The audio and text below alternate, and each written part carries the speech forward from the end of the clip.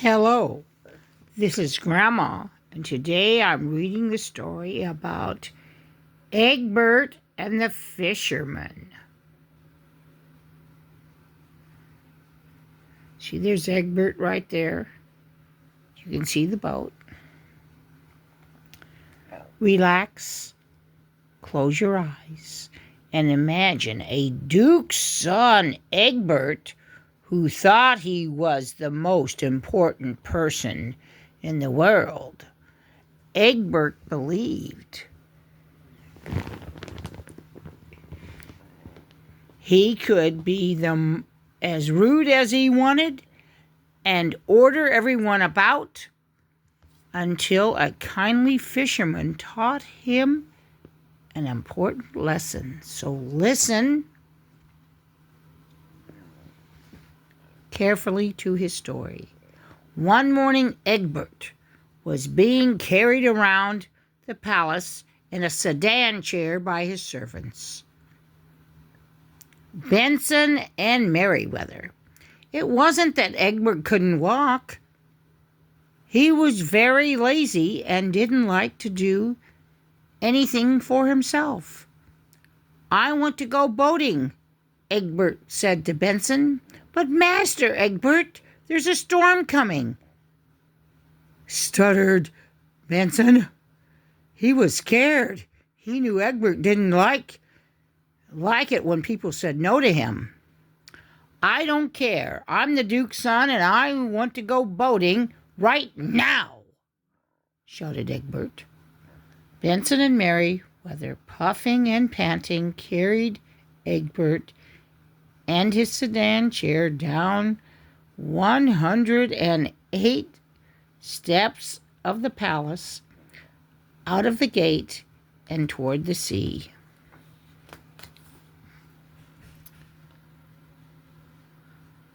"Watch it, you're bumping me," complained Egbert.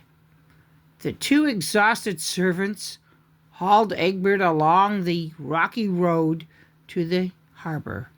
Egbert moaned and groaned and then demanded to be carried faster. Merryweather finally lost his temper. He gave the sedan chair a mighty push, and Benson dropped it too.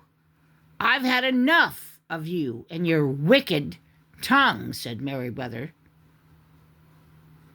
Egbert and the chair rolled down the hill, out of control. Sorry that he lost his temper, Merryweather ran to Benson after Egbert, but they couldn't stop him plopping into the sea with a great splash. Clinging to the chair, Egbert bobbed up and down in the water. Just then the storm arrived.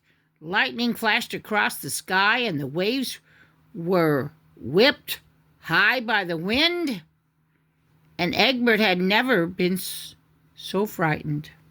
"Help!" he cried. "Somebody please help me." Aho was a fisherman who had been caught by the storm. He was very experienced and very calm.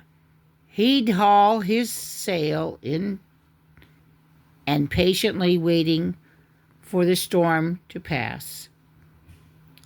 He spun his ship hard in the direction of Egbert's cries. Another flash of lightning lit up Egbert's clinging to his chair in the sea. Ao thought quickly. "I'll haul him in with my fishing net," he said to his pet parrot who kept him company. Ao threw out his net, caught Egbert first time, and pulled him inside. Egbert lay on the deck, feeling very sorry for himself. "You're a strange-looking fish," chuckled Ao. "How disrespectful! I am a duke's son." "How dare he laugh," thought Egbert furiously. But he said nothing. He was frightened of this man with his tattoos and eye patch. "Come on," said Ao, ruffling Egbert's hair. "We'll get you dried off and get some warm soup in you." Egbert was red hot with anger. How dare he touch me with his great peasant hands, he thought. The storm passed, and Ao sailed safely into port. Egbert pretended to be grateful. He tried to smile, but it hurt his face, as he wasn't used to smiling. He said thank you, but he felt sick. Speaking that unfamiliar word out loud. Ao's face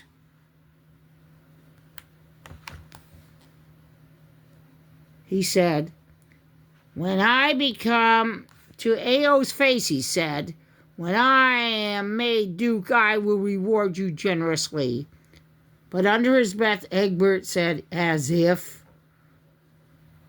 When Egbert returned to his palace, he bragged that he had saved himself using his brain power and his excellence swimming. But everybody knew Egbert never bothered to use his brain, and that what's more, he never did any exercise. He didn't even walk anywhere, let alone swim, they said. The following year, Ao was sailing near the Duke's harbor. "Perhaps I'll visit my young friend," Ao said to his parrot. "Let's see how he's getting along." Well, Egbert's father died, and Egbert was now the Duke. The morning that Ao decided to visit, Egbert was lying under a big red canopy on the palace terrace, having his toes massaged. He spied the great hulk of Ao coming up the hill. "Ah, that disrespectful oaf is back looking for some handouts," he thought. "I must get rid of him before he tells anyone he rescued me." Egbert shouted to his guards, "Arrest that man! He's a thief and a thug! Throw him in the dungeon!" Egbert's bodyguards didn't dare challenge him. They arrested Ao, bound his hands, and took him to the dungeon. It was market day in the city square, so traders were selling fruits and vegetables, spices, and fresh fish. Paulo, the grocer, spied his friend Ao being led away in chains and demanded to know where the guards were taking him. "He's being sent to the dungeon. He's a thug and a thief," replied the chief guard. "Nonsense," replied Paulo. "I know this man, and he's a decent and honest fellow." A crowd gathered, and several others recognized Ao. Mario, the spice trader, said, "He's the kindest man I know." Neo, the goldsmith, said, "Ao helps everyone he can." And Claude, the fishmonger, said, "I'd trust Ao with my life, and what's more, I know that Ao saved Duke Edgar's life." When Claude told the gathering crowd the whole story, "Egbert is ungrateful and a liar," the people cried. The angry crowd ran to the palace and demanded justice. "Down with Egbert! Ao for chief minister!" they cried. Ashamed and frightened, Egbert didn't know what to do. "Let's Ao decide on Egbert's punishment," said Paulo. Ao thought for a while. Then he said, Egbert should be a fisherman for 1 year and a day.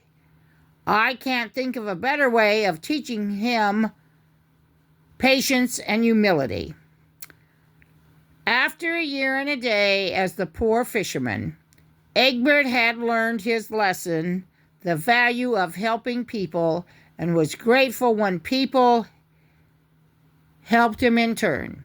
He became kind and generous and relied on Ao as his wise counselor. The people of the dukedom agreed that they had the best ruler in the world. However important we are, we all need the help of other people. Using kind and generous words is the best way of making sure we receive support and friendship from others. So the moral to the story is, no matter how big and important you are,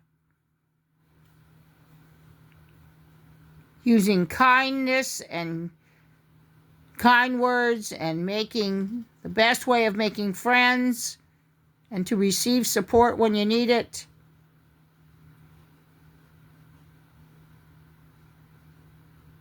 So I hope you enjoy the story from Grandma.